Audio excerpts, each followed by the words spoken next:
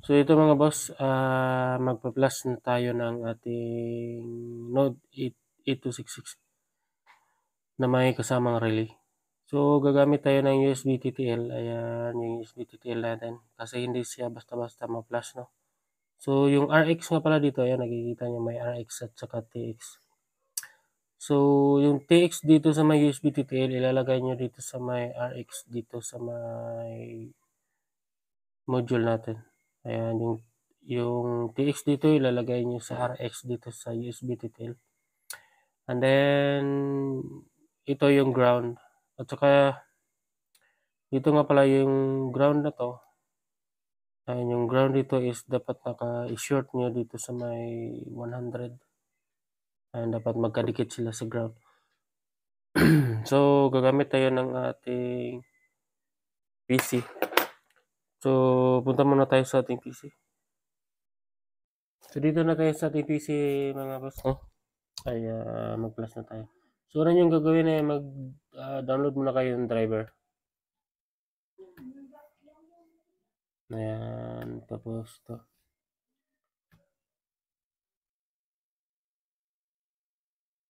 Ito kayo sa download. Then tapos ito yung i-download nyo na driver. Itong CP210X. Ito yung i-download nyo ng driver na yan. So tapos na ko nang na-download at saka na-install na. So sunod natin gagawin ay open tayo sa ating 1Pi. So gamitin kong version is 4.4. So landbase tayo, no. 8266. Open natin yung flasher. Saksak natin yung USB natin. Close muna natin. Open ulit. So yan, nakikita nyo may COM number na siya. So pag wala yung COM, ibig sabihin hindi kayo makapag-plus. So kailangan nyo mag-install ng driver. So select muna natin. Wipe all and plus. So yan, nag-plus na yung ating 8266.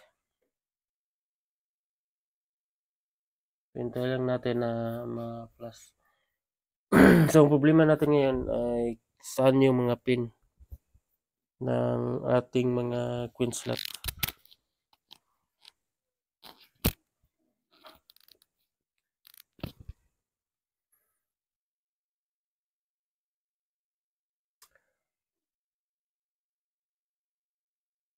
So yan, tapos na. So yung isa naman, yung bin file 2. Ayan. Tapos dito no natin, then dito lagay sa 2.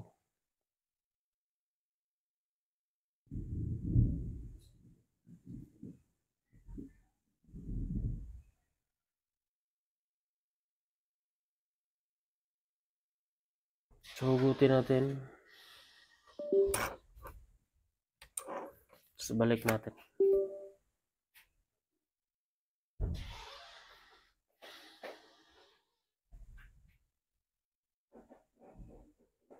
Close muna natin ito. Then open natin ulit.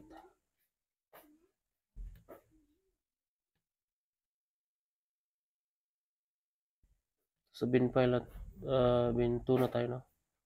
Bin no. Then 2. So ayan. So kailangan nyo munang hugutin o tanggalin yung USB TTL. Pag natapos nyo nang na-plus yung isa, then saksak nyo ulit.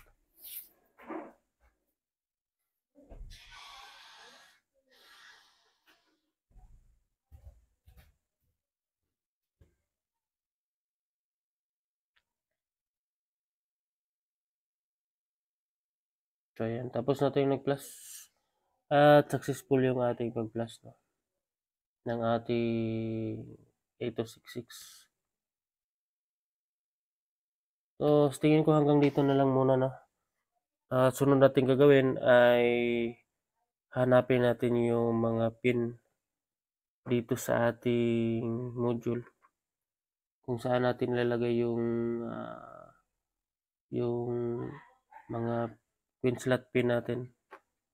So, abangan yung susunod at salamat.